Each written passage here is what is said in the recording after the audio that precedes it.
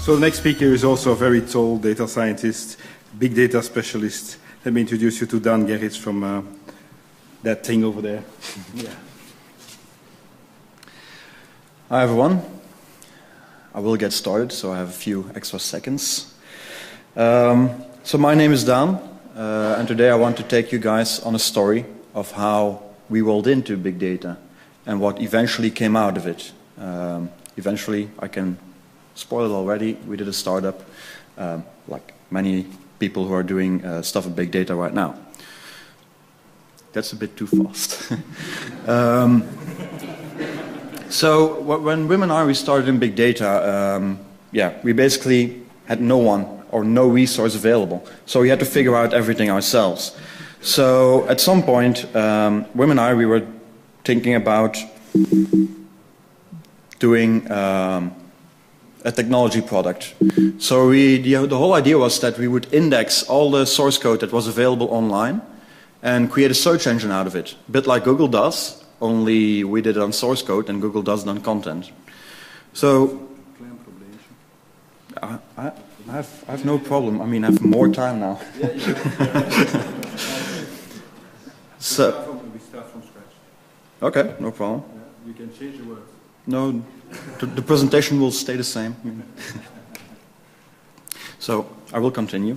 The thing is that Wim and I we started with big data, and it was quite hard. It was not easy to find people who actually knew about these things. There was some guy somewhere playing with a yellow elephant, and once you start talking to that guy, he actually told some things that would make sense. So yeah, why not?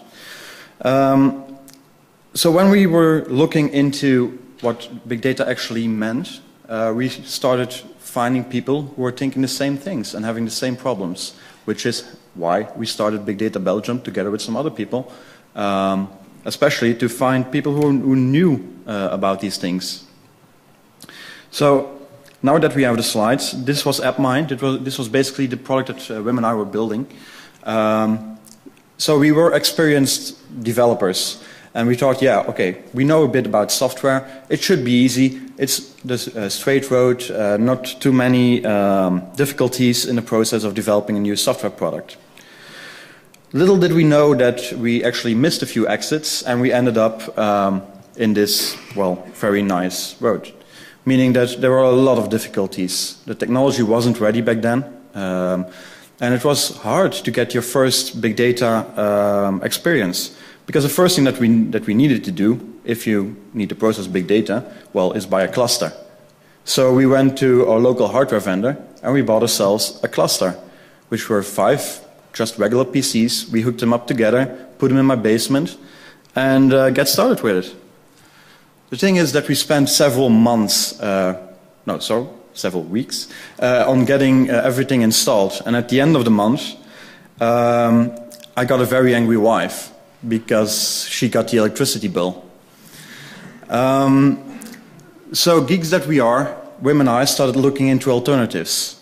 And one of the alternatives back then was a Raspberry Pi.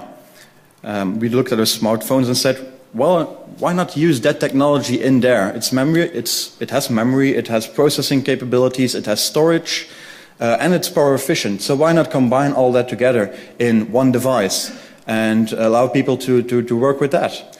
So this was our first attempt with Raspberry Pis. We failed miserably. The thing is that these devices don't really work when you do heavy processing on them, because of their architecture. Long story, we'll not go into too much detail there. But we found some alternatives which have more memory and basically could do the thing that we wanted to do. So in the end, we ended up with a new thing. We bought some 3D printers, and this is what it looks like right now. That's a prototype. That's the real thing. So these are 6 nodes, 6 terabytes of data, and we use them to process big data and to learn about these technologies. But that's not all, because you can have a very fancy cluster, but you still don't have the software. It would still take a lot of time to get the software on there. So we have built a solution for that as well. The next thing that we wanted to do is to figure out how we should actually work with this. What does it mean, big data? And yeah, people are saying, yeah, you have the 3 V's. Everyone knows them who's working with big data. But back then, there was no one who could actually tell us anything about big data. So the only thing that we could get was from books, or that very few people that actually knew what they're talking about. So right now we want to combine all that information together into what is called a tutor, to give you an environment where you can experiment, where you can break the cluster without infecting the rest of the team, so they can still be able to develop without you screwing up, basically. To do that, we use popular technologies called, well, one of them is called Docker. Software developers in the room should or will know this.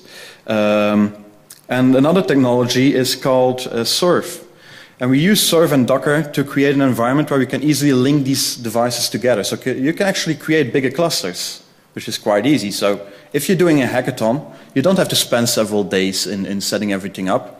If you're doing a proof of concept, you don't have to spend several days in setting everything up. You just take a few hexes, link them together, you have the software, and we have some sorts of app store kind of thing, where you can just select the technology that you want to play with. You click on it, half an hour later, you have your environment up and running.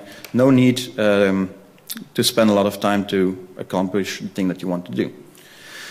In the end, it all comes down to the fact that we are here to help people.